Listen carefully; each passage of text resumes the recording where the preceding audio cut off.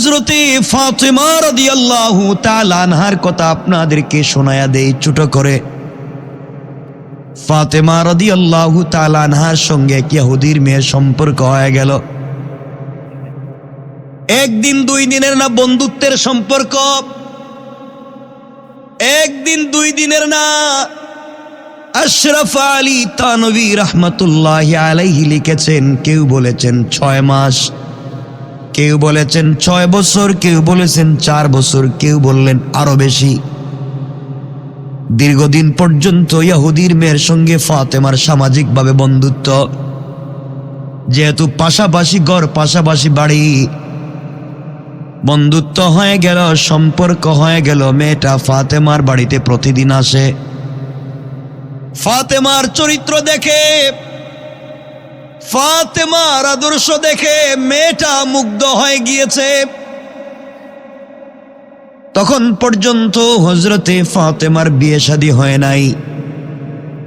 এইভাবে চলতে লাগলো। মেয়েটা মাঝে মাঝে আসে আর দেখে ফাতেমার চরিত্র কত সুন্দর, মানুষের সঙ্গে কত চমৎকার করে কথা বলে, মানুষের সঙ্গে কত সুন্দর আচরণ করে। ওই ইহুদির মেয়েটা তার বাবার কাছে গিয়েছে। একদিন তার বাবা ইহুদির মেয়েকে ইহুদি ডাক দিয়া বলছে, মেয়ে আমার, তোমার বয়স কম নাই মা, কম হয় নাই, অনেক বয়স হয়ে গিয়েছে মা, আমি তোমাকে বিয়ে দিতে চাই। তোমার জন্য পাত্র দেখেছি। এই এলাকার, আমাদের এলাকার সব থেকে পয়সাওয়ালা ইহুদির ছেলে, তোমাকে বিয়ে দিতে চাই মা, তুমি কি বিয়েতে রাজি? ইহুদির মেয়ে ডাক দিয়া বলছে, আব্বা জান, আপনি আমাকে বিয়ে দিতে চান, আপনি আমার জন্য মেয়ে দেখেছেন বাবা, আপনি বিয়ে দিতে চান, আমি কেন রাজি হব না? কেন নয়, আপনার কথায় রাজি হয়ে যাব। কিন্তু বাবা, আপনি আগামীকালকে সন্ধ্যা পর্যন্ত আমাকে সময় দেন। আগামীকালকে সন্ধ্যার আগে আগে আপনার কাছে ফাইনাল ডিসিশন জানায়া দেব। মেয়েটা বাবার কাছ থেকে বিদায় নিয়া পরের দিন সকালবেলা চিন্তা করে, কার সঙ্গে পরামর্শ করব?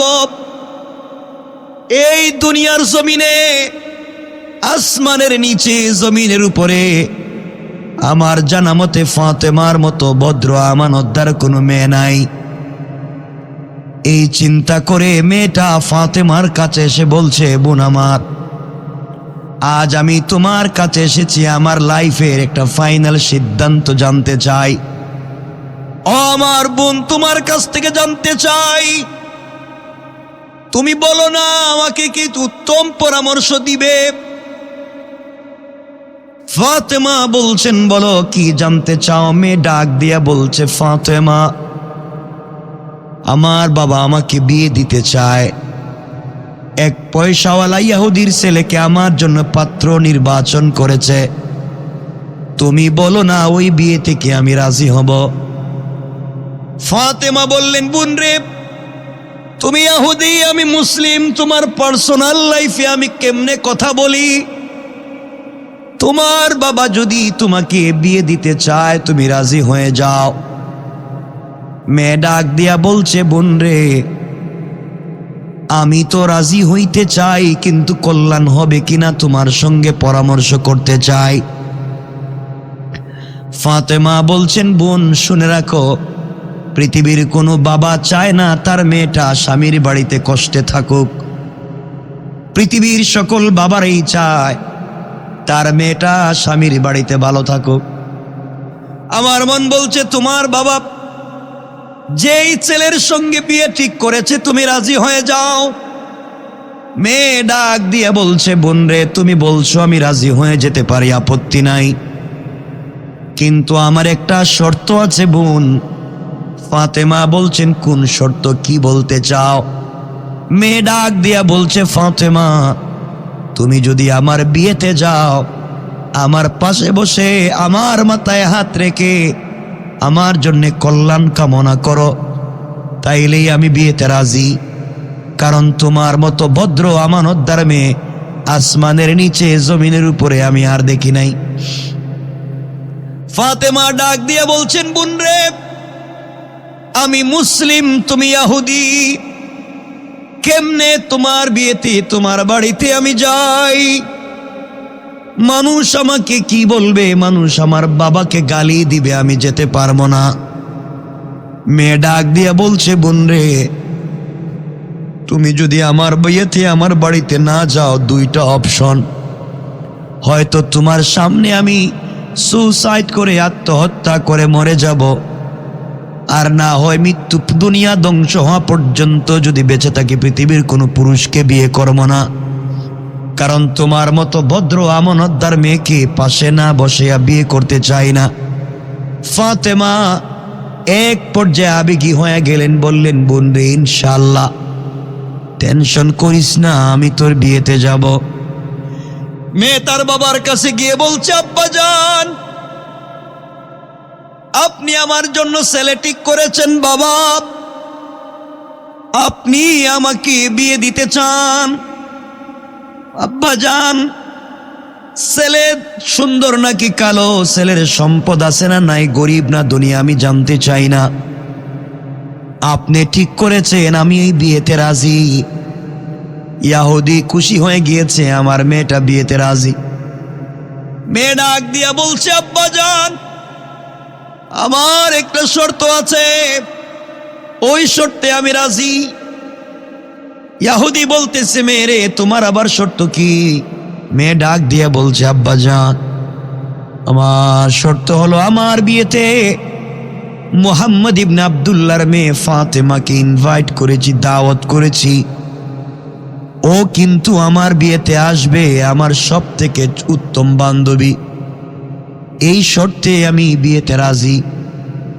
ইহুদির জন্য পায়ের রক্ত মাথায় উঠে গিয়েছে, কি বললাম, মুহাম্মদ আমার জাত শত্রু গিয়েছে, তার মেয়েকে যদি আমার বাড়িতে তোমার বিয়েতে ইনভাইট করো, মান সম্মান থাকবে না, প্রয়োজন বুঝে তোমাকে মেরে ফেলবো, বিয়াই দিব না, এরপরেও ফাতেমাকে আসতে দিব না।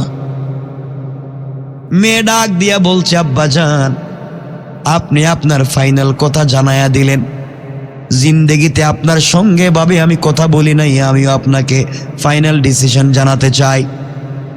আপনি বলেছেন ফাতেমা আসলে বিয়ে দিবেন না, আমিও বললাম দুনিয়া ধ্বংস হয়ে যেতে পারে, ফাতেমাকে আমার কাছে পাশে না বসায়া এই পৃথিবীর কোনো ছেলেকে বিয়ে করব না, প্রয়োজনে মরে যাব, ফাতেমাকে কাছে না রাইখা বিয়ে করব না। এবার ইহুদি মহাবিপদে পড়ে গেল, একটা মাত্র সন্তান, একটা মাত্র মেয়ে, তা যদি বিয়ে দিতে না পারি মান সম্মান থাকবে না, পাবলিক জানে। এবার কৌশল শুরু করেছে, ডাক দিয়া বলছে, মেয়ে আমার, তোমার বিয়েতে যাদেরকে ইনভাইট করেছি, দাওয়াত করব, সবাই তো পয়সাওয়ালার ছেলে মেয়ে, টাকাওয়ালার ছেলে মেয়ে, দামি দামি গিফট নিয়ে আসবে, চমৎকার অর্নামেন্ট জুয়েলারি পরে আসবে, দামি কাপড় পরে আসবে। কিন্তু ফাতেমা এমন বাবার মেয়ে, যার ঘর নাই, বাড়ি নাই, তিন বেলার খাবার নাই, নতুন কাপড় পাওয়া দূরের কথা, পুরাতন কাপড় ঠিক মতো পায় না। তাকে যদি আমার বাড়িতে তোমার বিয়েতে ইনভাইট করো, আমার সোসাইটির সঙ্গে যাবে না, আমার সামাজিকতার সঙ্গে যাবে না, এই জন্যে ফাতেমাকে বাড়িতে আসতে মানা করলাম। তুমি যেহেতু বারবার বলতেছ ফাতেমাকে এই বাড়িতে আনতে চাও, আমিও রাজি, তুমি আনো, কিন্তু আমার একটা শর্ত হলো, ফাতেমা পুরাতন কাপড় পরে আসতে পারবে না, সামাজিকতা রক্ষা করে একটা নতুন জামা কাপড়, নতুন পোশাক পরে আসতে হবে। ইহুদির কৌশল হলো, ফাতেমা গরিবের মেয়ে, কাপড়ও পাবে না, আসতেও পারবে। কথাগুলা দিল দিয়া শুনেন কি বলতে চাই। এবার ইহুদির চিন্তা হলো, ফাতেমা নতুন কাপড় পাবে না, বিয়েতেও আসতে পারবে না। ফাতেমার কাছে চলে এসেছে, ডাক দিয়া বলছে, বোন রে, তুমি আমার বিয়েতে যাও। আমার বাবা শুনবার পরে গালাগালি শুরু করছে, তোমাকে তোমার বাবাকে গালি দেয়, আমার বাবা চায় না তুমি আমার বিয়েতে আমার বাড়িতে যাও। অনেক অনুনয় বিনয় করার পরেও রাজি হয় নাই। কিন্তু আমি যেহেতু বলেছি তোমাকে ছাড়া আমি বিয়ে করব না, এবার বাবা একটা শর্ত দিয়েছে, শর্তে রাজি হইছে, তুমি আমার বাড়িতে যাইবা। ফাতেমা বললেন, বোন রে, শর্ত আবার কি? কি শর্তে আমি যেতে পারবো? মেয়ে ডাক দিয়ে বলছে, ফাতেমা, আমার বাবা বলে দিয়েছেন তুমি যদি বিয়েতে আমার বাড়িতে যেতে হয়, একটা নতুন জামা কাপড় পরে যাওয়া লাগবে, নতুন পোশাক পরে।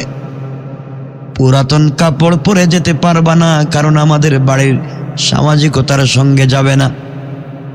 ফাতেমা চোখের পানি ছেড়ে ছেড়ে কাঁদতেছেন আর বলতেছেন, বোন রে, আমি এমন এক বাবার ঘরে জন্ম নিয়েছি, মাসের পর মাস যা আমাদের ঘরের চুলায় আগুন জ্বলে না।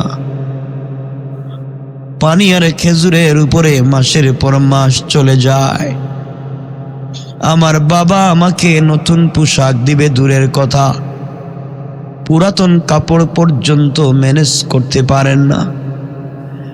আমার কোনো অভিযোগ নাই, আমার কোনো অনুযোগ নাই, আমার বাবার উপরেও নাই, আমার সৃষ্টিকর্তার উপরে নাই।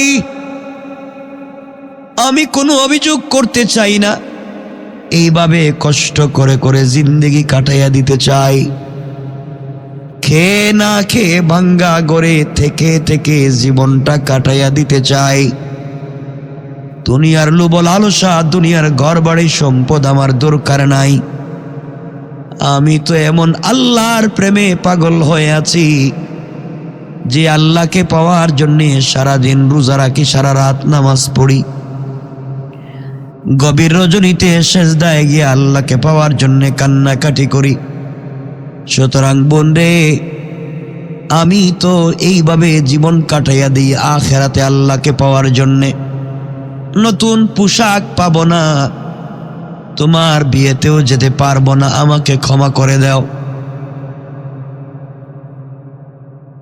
মেয়ে বলতেছে, ফাতেমা, তুমি যদি বিয়েতে না যাও, আমি তোমার সামনে আছি, তোমার বাড়ি থেকে যাব না, এখানেই আত্মহত্যা করে মরব। কারণ আমি তোমাকে এতটুকুন ভালোবাসি, আমি মনে করি বিয়ের মতো একটা জায়গায় কল্যাণ করে একজন মানুষের দরকার। তোমার মতো ভদ্র আমানতদার কোনো মেয়ে তো আর নাই। ফাতেমা, তোমার মুখ থেকে শুনেছি, তোমাকে বলতে চাই, তুমি আমাকে বলেছো এই পৃথিবীতে একজনের সঙ্গে তোমার প্রেম ভালোবাসা,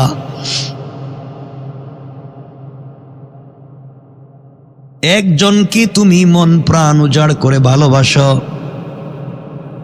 তাকে পাওয়ার জন্যে সারাদিন কষ্ট করে করে রোজা রাখো, তাকে পাওয়ার জন্য রাত্রবেলা নামাজে দাঁড়াইয়া সেজদায় গিয়া তোমার মালিক আল্লাহকে ডাক দিয়েছো, আল্লাহ,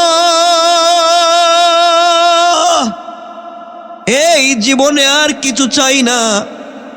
তুমি আমাকে বলেছো দুনিয়ার জমিনে যেভাবেই হোক চলে যাই, আখেরাতে যদি আল্লাহকে পেয়ে যায় আমার কষ্ট লাগবে না। ফাতেমা, তুমি আমাকে বলেছো তোমার সৃষ্টিকর্তা আল্লাহর সঙ্গে তোমার গভীর সম্পর্ক। নামাজে যখন দাঁড়াইয়া সূরা ফাতিহা তিলাওয়াত করো, তুমি আমাকে বলেছো তোমার আল্লাহ তোমার সঙ্গে কথা বলে প্রত্যেকটা আয়াতের জবাব দেয়। ও ফাতিমা, তুমি আমাকে বলেছো নামাজের সেজদায় গিয়ে যখন তুমি সুবহানা রাব্বিয়াল আলা বলো, আল্লাহ তাআলা তোমার সঙ্গে কথা বলে তুমি শুনতে পাও। তুমি আমাকে বলেছো তোমার আল্লাহ আসমানের মালিক, জমিনের মালিক। তুমি আমাকে বলেছো পুরা দুনিয়া সৃষ্টি করেছেন আল্লাহ।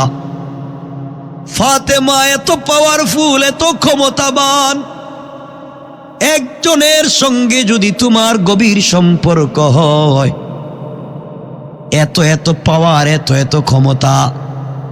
তুমি আমাকে বলেছ তোমার আল্লাহ চাইলে মুহূর্তের ভিতরেই রাতকে দিন বানাতে পারে, দিনকে রাত, ধনীকে গরিব, গরিবকে ধনী বানাতে পারে। তুমি বলছ তা যদি সত্য হয় তোমার আল্লাহ কেন পারবে না তোমাকে একটা নতুন পোশাকের ব্যবস্থা করে দিতে?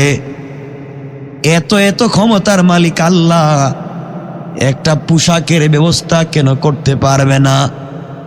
ও ফাতেমা, আমি তোমাকে কথা দিলাম, তুমি যে কোনো কৌশলে, যে কোনো সিলায় তুমি যদি তোমার মালিকের কাছ থেকে একটা নতুন কাপড়ের ব্যবস্থা করতে পারো, ওই সময় আমি সাথে সাথে কালিমা পড়ে মুসলমান হয়ে যাব।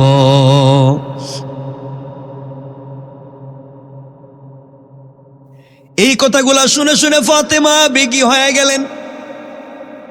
এক পর্যায়ে বলে ফেললেন, বোন রে, ইনশাআল্লাহ কথা দিলাম তোমার বিয়েতে যাব এবং আমি একটা নতুন পোশাক পরে যাব। আমার বন্ধুগণ, মেয়েটা তার বাবার কাছে গিয়ে বলছে, আব্বাজান, ফাতেমা বিয়েতে আসবে, একটা নতুন কাপড় পরে আসবে, আমাকে বলেছে বাবা। ইয়াহুদি মুস্কি হাসি দিয়ে বলছে, কেমনে কি? গরিবের মেয়ে খাওয়ান পায় না, কাপড় পাবে কোথায়? দেখি তো কেমনে। এই কথাগুলা যেই দিন হচ্ছে, এর প্রায় 1 মাস 31 দিন, 1 মাস পরে ওই মেয়ের বিয়ে। কয় দিন? 1 মাস পরে তার বিয়ে। আমার বন্ধুগণ, কথাগুলো শোনেন। বিয়ে কোন দিন?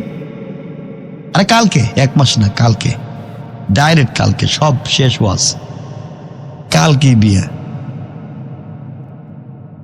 আজকে সন্ধ্যার সময় মেয়েটা ফাতেমার কাছে এসে বলছে, বোন, কালকে আমার বিয়ে, কাপড়টা পাইছো? কাপড়টা দেখাও।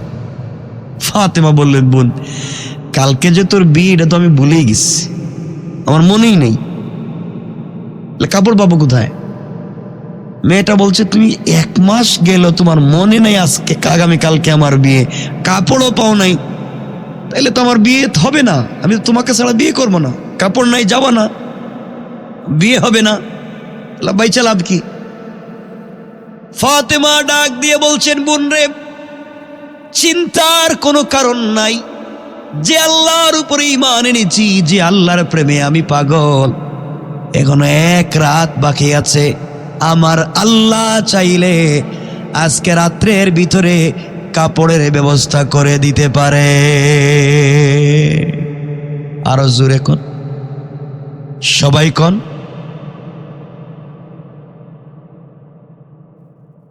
ফাতেমা গভীর রজনীতে সেজদায় পড়ে গিয়েছেন, নামাজের মুসল্লা বিছাইয়া সেজদায় গিয়ে আল্লাহ কি ডাক দিয়া বলেছে, আল্লাহ, এই পৃথিবীতে তুমি ছাড়া আমার কেউ নাই, মা তো অনেক আগে ইন্তেকাল করেছেন, আল্লাহ, বাবা আমাকে বলে দিয়েছেন তার কাছে কোনো জিনিস চাওয়া যাবে না, বাবা বলেছেন তিনি যার কাছে চান তার কাছে আমাকেও চাইতে। আল্লাহ, পৃথিবীতে অনেক দিন থেকে তোমার সাথে আমার সম্পর্ক, সারাদিন না খেয়ে থাকি, রোজা রাখি, কষ্ট করি, শুধুমাত্র রাতের অপেক্ষা করি, রাত যখন হয়ে যায় আমি নামাজে দাঁড়াইয়া দাঁড়াইয়া তোমার সঙ্গে কথা বলি। আল্লাহ, আমি যখন নামাজে দাঁড়াইয়া যাই, তোমার সঙ্গে যখন কথা বলি, আল্লাহ তাআলা, আমার কোনো কষ্ট থাকে না, আমার কোনো দুঃখ থাকে না। আল্লাহ, এতদিনের সম্পর্কে তোমার কাছে কিছু চাইলাম না, না বাড়ি চাইলাম, না গাড়ি চাইলাম, না সম্পদ চাইলাম, এভাবে কষ্ট করে করে আখিরাতে তোমাকে পেতে চাই। কিন্তু আজকে তোমার কাছে একটা জিনিসের আবদার করতে চাই। আয় আল্লাহ, এটা ফাতেমার চাহিদা পূরণের জন্য না, ফাতেমার সৌন্দর্য বাড়াবার জন্য না আল্লাহ, এমন একটা জিনিসের আবদার করতে চাই যেটা দ্বীনের দাওয়াত হয়ে যায়।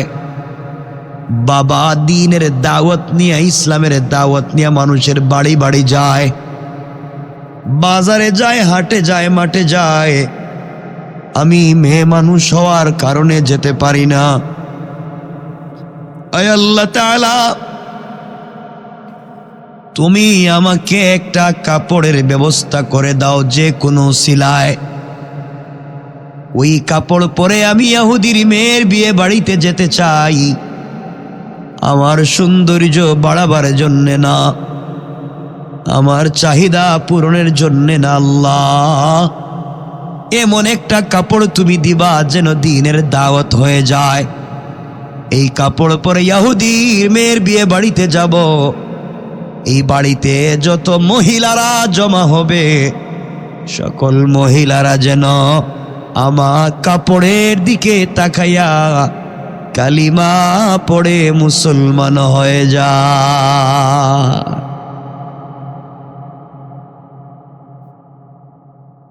এইভাবে ফাতেমা কাঁদতেছেন, নামাজের সালাম ফিরাইয়া দিয়েছে। নামাজের সালাম ফিরাইয়া গভীর রজনীতে মুসল্লা রেখে দিয়েছে। হঠাৎ গভীর রজনীতে তাকাইয়া দেখে ঘরের পশ্চিম দক্ষিণ কর্নারে দুইটা কাপড়ের প্যাকেট রাখা। ঘরের দরজা জানালা বন্ধ। কে রেখে গেল, কে রাখলো এখানে?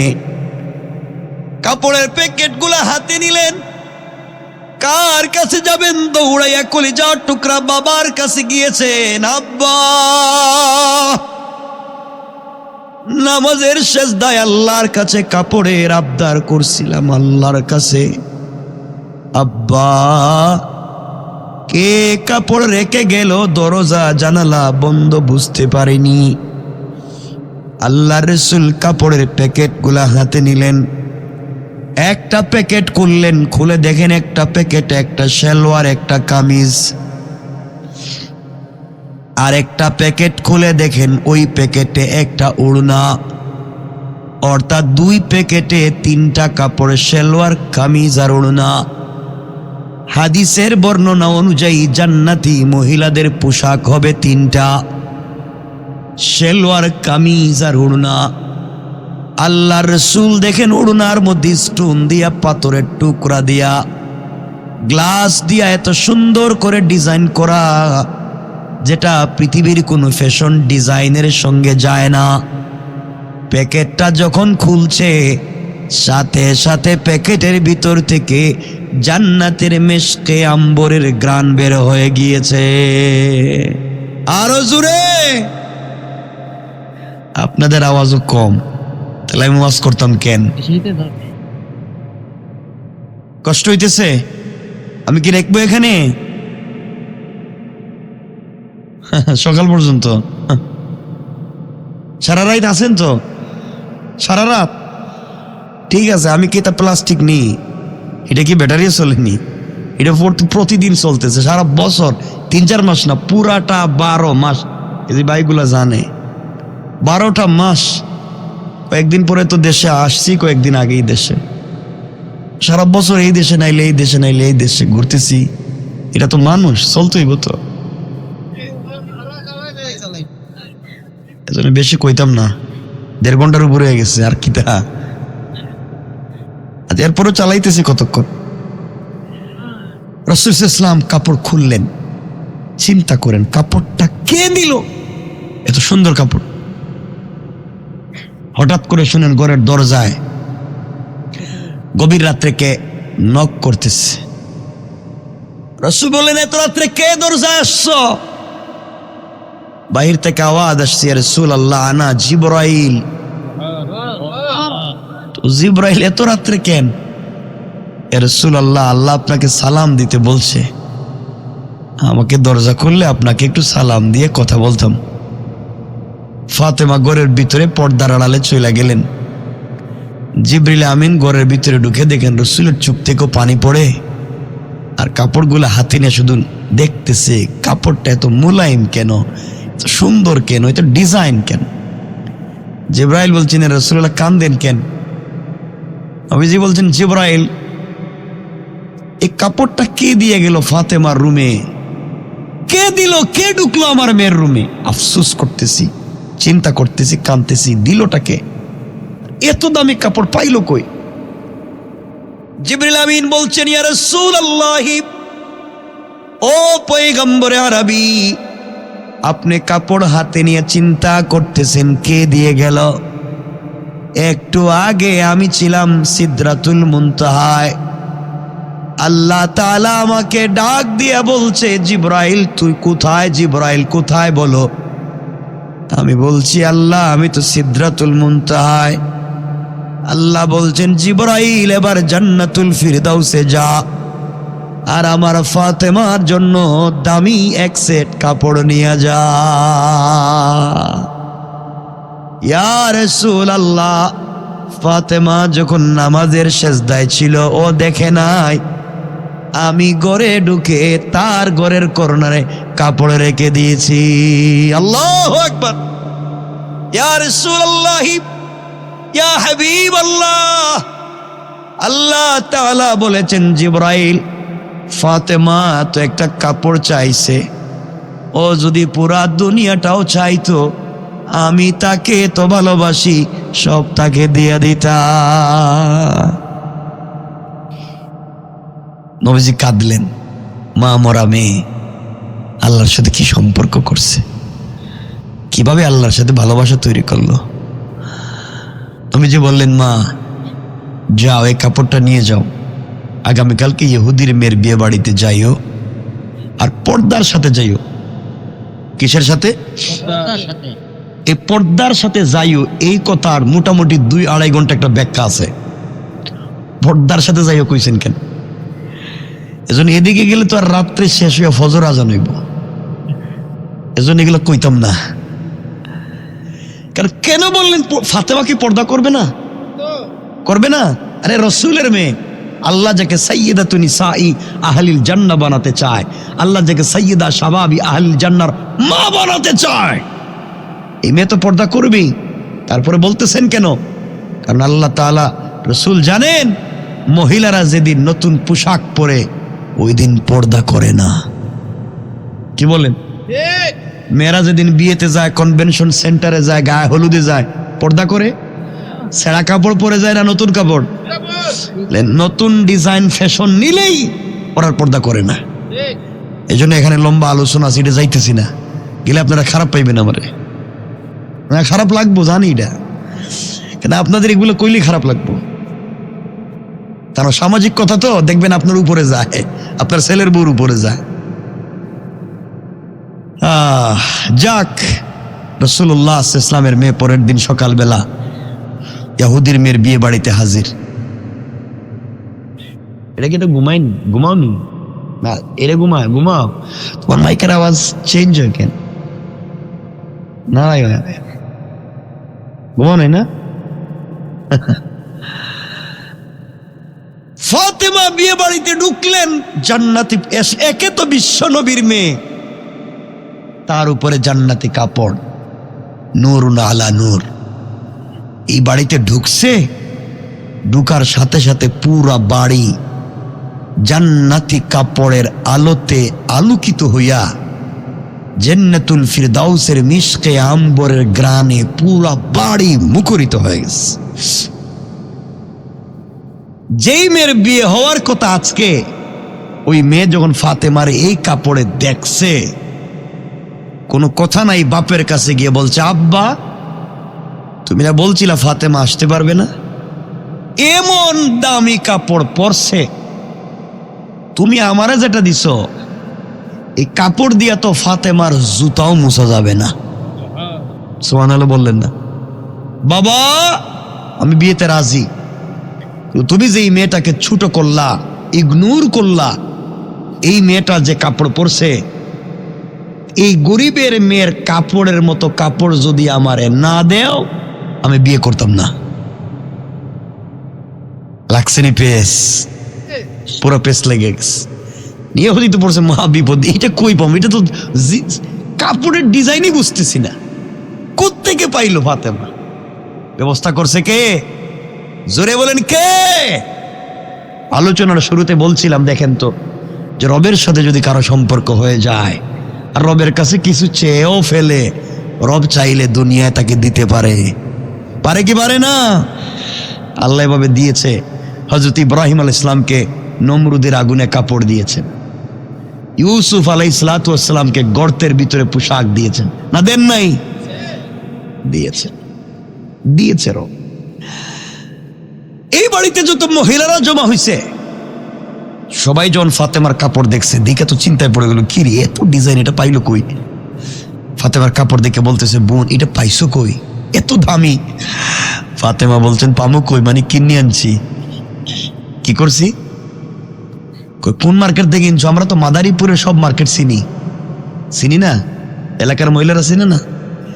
আমরা তো মাদারীপুরের সব মার্কেট চিনি। মার্কেটের চিপা গল্লি যেটা হেটাও চিনে, কোন জায়গায় ফুচকা চটপটি পাওয়া যায় হেটাও চিনে, এমনকি দোকানের ম্যানেজারের নাম্বারও আছে, ঠিক কিনা? ওই সুতে হিওয়াজে যাইতাম না আজকে, নাহলে সব কইয়া দিতাম। হেরা যে কি খারাপ হইছে, এরা নিজের স্বামীরে সালাম দেয় না, দোকানে গিয়ে ম্যানেজারের আসসালামু আলাইকুম কথা বলেন না কেন, ওখানে গিয়ে সালাম দেয়। মার্কেটে যাওয়ার সময় এমন সাজগুজ করে, এটা গুন্ডার মতো লাগে, সাজগুজ কইরা ব্যাগে একটা কান্দে নিয়ে মার্কেটে যায়। আর হের স্বামী যেটা, এটা সাথে আছে একটা বাচ্চা কুলে নিয়ে, হ্যাঁ পিছনে পিছনে করে কথা বলেন না কেন, একটা বাচ্চা নিয়ে পিছনে হ্যাঁ করার, বউ সামনে, গুলো আছে না নাই? কইছি আজকে এই লাইনে যাইতাম না। আরে বাপরে বাপ, হে যে খুশি। আমার বন্ধুগণ, মহিলারা যখন বলছে কোথায় পাইলা, ফাতেমা বলছেন কিনে আনছি। মহিলারা বলছে কোন মার্কেট থেকে কিনছো আমাদেরকে বলো।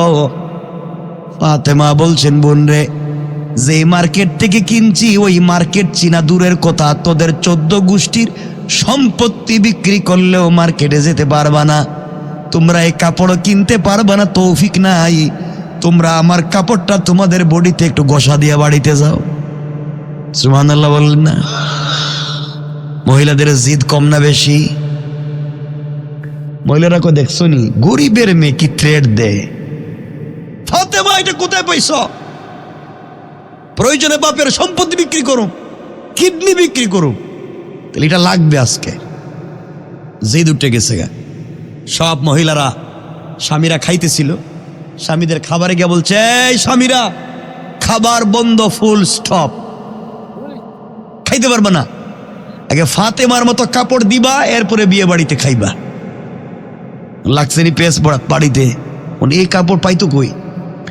মহিলারা আইসা বলে, ফাতেমা কাপড়টা পাইছো একটু কনা, কোন মার্কেট থেকে আনছো, কেমনে কেমনে? ফাতেমা বললেন, শোনো, সত্যি কাপড় কিনে আনছি, যেই মার্কেট থেকে কিনছি তোদের বাপ দাদা এই মার্কেটের নাম জানে নাই, এটা ভদ্র মানুষ ছাড়া এই মার্কেটে কেউ যেতে পারবে না। আমি যেই মার্কেট থেকে কাপড় কিনেছি ওই মার্কেটের নাম জান্নাত, আর যেই দোকান থেকে কাপড় কিনেছি ওই দোকানের নাম হলো জান্নাতুল ফিরদাউস। মহিলারা চিন্তা করে, কই কি আমাদের মার্কেটের নাম তো বল্টু মিয়ার মার্কেট, এটা কথার কথা। ওই কি নাম কয় জান্নাতুল ফিরদাউস, জান্নাত, এটা তো নামও শুনলাম না, এটা কোথায়, কোন দিকে যায়? ফাতেমা বলতেন, আসলে সত্য কথা কি, আমি কিনি নাই। কোথায় পাইছো কই? আরে আমার একজনের সাথে প্রেম, একজনকে আমি ভালোবাসি দিল দিয়া, হ্যাঁ আমারে ভালোবাসে দিল দিয়া, তার কাছে কইছে একটা কাপড় লাগবে, এই কাপড়টা পাঠায় দিছে। মহিলারা কই, চিন্তা করলাম গরিবের মেয়ের সাথে কার প্রেম, যে এত দামি কাপড় দিল। আমরাও তো প্রেম করি, আমাদেরও তো প্রেমিক আছে, এরা তো আমাদেরকে 2 টাকা দিয়ে বাদামও কিনা দেয় না, আর 2 টাকার বাদাম যদি কিনা দেয়, ও হ্যাঁ নিজে অর্ধেক খায়া ফেলায়। কথা কন না কেন? তে দেখি এত দামি কাপড় দিলটাকে। ফাতেমা বলছেন, আমি যার কাছ থেকে কাপড় আনছি মার্কেটের মালিক কিন্তু হে নিজেই, ডিজাইন কিন্তু করে হে নিজেই। আল্লাহু আকবার বললেন না? মহিলারা গরিবের মেয়ে মার্কেট চিনে, মার্কেটের মালিকের সাথে সম্পর্ক ঘটনা কি? তাহলে আমরা এতদিন করলাম কি? মহিলারা বলো, এই মার্কেটে কোন দিকে যায়, রাস্তাটা কোন দিকে? ফাতেমা বললেন, শোনো, যে দোকান থেকে কাপড় কিনেছি ওই দোকানের নাম জান্নাতুল ফিরদাউস। যেই মার্কেট থেকে কাপড় কিনছি মার্কেটের নাম জান্নাত। আর ওই মার্কেটে যে রাস্তা দিয়ে গিয়েছি ওই রাস্তা হলো ইহদিনাস সিরাতাল মুস্তাকিম। ও মহিলারা, দুনিয়ার জমিনে সিরাতে মুস্তাকিম নামক রাস্তা দিয়া যদি চলো রে, সামনে গেলে জান্নাত নামক মার্কেট পাইবা, ওখানে গেলে জান্নাতুল ফিরদাউস নামক দোকান পাইবা, ওখানে গেলে আমার মালিকরেও পাইবা, যার সাথে আমার সম্পর্ক। তার সাথে যদি তোমাদের সম্পর্ক হয়ে যায় আমার চাইতে দামি দামি কাপড় পাইবা। সুবহানাল্লাহ, জোরে বলেন। এখন 11টা হয়েছে। বাবা শোনেন, ওয়াজ তো একদিন করতে হয় না, 11টা হয়ে গেছে এখন। এজন্য কিছু কয়ে না, রাখা দিতেছে এখানে আমি, আর শেষ পর্যন্ত লম্বা হয়ে যাইতেছে। শুনেন না, 11টা না হয়ে গেছে। কথাগুলা দিল দিয়া শুনেন, 1-2 মিনিট বসেন, 1-2 মিনিট শুনেন কি বলতে চাই। 1-2 মিনিটে কথাকে মিলাইয়া দিতে চাই, সংক্ষেপ করে করে কথাগুলা বুঝেন।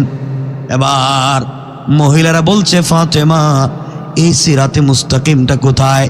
জান্নাত আর জান্নাতুল ফিরদাউস কোথায় কোথায় পাওয়া যায়? ফাতেমা বলছেন, শোনো, এই যে রাস্তা বলছি সিরাতে মুস্তাকিম, যে কেউ রাস্তা দিয়ে চলতে পারে না। এটা ভিআইপি রাস্তা, সিকিউর রাস্তা, যে কেউ চাইলে রাস্তা দিয়ে যেতে পারবে না। এই রাস্তায় সিকিউরিটি লাগানো আছে। এই রাস্তা দিয়ে চলতে গেলে আইডি কার্ড লাগবে, পরিচয়পত্র লাগবে। পরিচয়পত্র ছাড়া রাস্তা দিয়ে কাউকে ঢুকতে দিবে না। বোনেরা, পরিচয়পত্র থাকলে হবে না, পরিচয়পত্রে আইডি কার্ডে একটা আইডি নাম্বার আছে, পিন নাম্বার। ওই আইডি নাম্বার যদি মনে না রাখতে পারো তোমরা কিন্তু রাস্তা পাইবা না। আপনার আমার কাছে এটিএম কার্ড আছে ব্যাংকের, পিন নাম্বার মনে নাই, কার্ড থেকে পয়সা উঠবে না, ব্যাংকের থেকে পয়সা পাওয়া যাবে না। ফাতেমা বলছেন আইডি কার্ড থাকলেই হবে না, পিন নাম্বার মনে রাখা লাগবে। মহিলারা বলছে, ফাতেমা বলো না কেমনে কি? ফাতেমা বলছেন, শোনো, সিরাতে মুস্তাকিম নামক রাস্তা যদি পেতে চাও, জান্নাত নামক মার্কেট যদি পেতে চাও, জান্নাতুল ফিরদাউস নামক দোকান যদি পেতে চাও, যে আইডি কার্ড লাগবে ওই আইডি কার্ডের নাম হলো ইসলাম, আর পিন নাম্বার হলো লা ইলাহা ইল্লাল্লাহু মুহাম্মাদুর রাসূলুল্লাহ। ও মহিলারা, ইসলাম নামক আইডি কার্ড যদি সঙ্গে রাখতে পারো রে, লা ইলাহা ইল্লাল্লাহ নামক পিন নাম্বার যদি মনে প্রাণে ধারণ করতে পারো, সামনে গেলে সিরাতে মুস্তাকিমের রাস্তা পাইবা, আর সামনে গেলে জান্নাত নামক মার্কেট পাইবা, ওখানে গেলে জান্নাতুল ফিরদাউস নামক দোকান পাইবা, ওখানে গেলে আমার মালিকরেও পাইবা। মালিকের সঙ্গে যদি সম্পর্ক হয়ে যায় আমার চাইতে আরো দামি দামি জিনিস পাইবা। মহিলারা বলতেছে, ফাতেমা ওই আইডি কার্ড কোথায় পাওয়া যায়? কে দেয়? কোন চেয়ারম্যান মেম্বার দেয়? ফাতেমা বলছেন, এবার জায়গায় আসছো। এই আইডি কার্ড পৃথিবীর কেউ বিতরণ করে না, এই আইডি কার্ড বিতরণ করেন একমাত্র আমার আব্বা। এই আইডি কার্ড আমার বাবা দেয়। এই পিন নাম্বারের কথা আমার বাবা বলছে। তোদের বাপ দাদারা আমার বাপকে গালি দেয়, আমার বাপ তো কোনো খারাপ কাজ করে না, আমার বাবা তো আইডি কার্ডের পরিচয় দেয়, এই পিন নাম্বারের কথাই বলে দেয়, এই মালিকের সঙ্গে সম্পর্কের কথা বলে, এই জান্নাতে যাওয়ার কথা বলে, ওগুলাই তো আমার বাবার কাজ। আমার বাবার কোনো কিছু বলে না, বাবার কারণেই তো আমি এত দূর পর্যন্ত সম্পর্ক করতে পারছি। এবার মহিলারা বলছে, ও ফাতেমা, গরিবের মেয়ে হয়ে এত দূর পর্যন্ত যদি সম্পর্ক করতে পারছো, এত দূর পর্যন্ত যদি যেতে পারছো, আমরা ধনীর মেয়ে হয়ে কেন আল্লাহর সাথে সম্পর্ক করতে পারলাম না? আর দেরি করা যায় না, প্রয়োজনে বাপ ছাড়বো, মা ছাড়বো, ভাই বোন স্বামী ছাড়বো। এই বলে একসাথে 350 জন মহিলা, 372 জন মহিলা একসাথে কালিমা পড়ে মুসলমান হয়ে যায়। এবারে সকলে মুসলমান হয়ে গেছে। চিন্তা করেন, যেই মেয়ের আজকে বিয়ে হবে সেও মুসলমান হয়ে গেছে। যেই মেয়ের আজকে বিয়ে হবে হ্যাঁ মুসলমান, তার স্বামী মুসলমান হয় নাই। এই বাড়ির সব মহিলারা মুসলমান, একটা পুরুষও মুসলমান হয় নাই। চিন্তা করেন বাড়িতে কি ঘটতেছে। এখন এই স্বামীদের সাথে এই মহিলাদের কি হইতেছে, এই মেয়ের সাথে এই নতুন জামাইয়ের কি হইতেছে। আর ফাতেমা কেমনে নিজের বাড়িতে আইলেন, ফাতেমা কে নিয়ে আইলো, কেমনে ইজ্জত বাঁচিয়ে নিজের বাড়িতে আইলেন, এই মহিলারা শেষ পর্যন্ত কোথায় গেল, কেমনে বাজলো, এই নতুন যার বিয়েতে গেছিল এই মেয়েটা শেষ পর্যন্ত কি করলো, ফাতেমার পরনের কাপড়টা বর্তমানে কই আছে, এই সব ওয়াজ রাখিয়া দিলাম, আর কইতাম না। কারণ ফাতেমার কাপড় এখন কই, বিয়ে বাড়িতে কি করতেছে, ফাতেমা কেমনে বাড়িতে আইলেন, মহিলারা কি করলো, স্বামীদের সাথে কি আচরণ হইল, কেমনে শেষ পর্যন্ত সব ঠিক হইল, এটা আর বলতাম না, এখানে রাখিয়া দিলাম। না কি কয় না না, এটা হবে না, লম্বা আলোচনা। এত ওয়াজ করে একটা জায়গায় বুঝাইতে চাইছি, ওয়াজের মৌলিক উদ্দেশ্য হলো এতক্ষণ বুঝাতে চাইলাম যে আল্লাহর সাথে সম্পর্ক করলে সকল বিপদে সাপোর্ট কেমনে পাওয়া যায়, রবের কাছে চাইলে কেমনে পাওয়া যায় জিনিস, এটা এতক্ষণে বুঝাইলাম। প্রথমে কইলাম সমাজের নোংরামি, এগুলোর থেকে বেঁচে থাকবার 8টা পদ্ধতি। 2টা বলছি, 1 নম্বর অহংকার করা যাবে না, 2 নম্বর গালি দেওয়া যাবে না। এখান থেকে বলছি রবের সাথে সম্পর্ক করবার কথা। ফাতেমার এই সম্পর্ক কোথায় নিয়ে গিয়েছে? 6টা গুণ থাকলো, 2টা বললাম, ফাতেমার ওয়াজরে এখানে রাখিয়া দিলাম, এটাই ফুল স্টপ।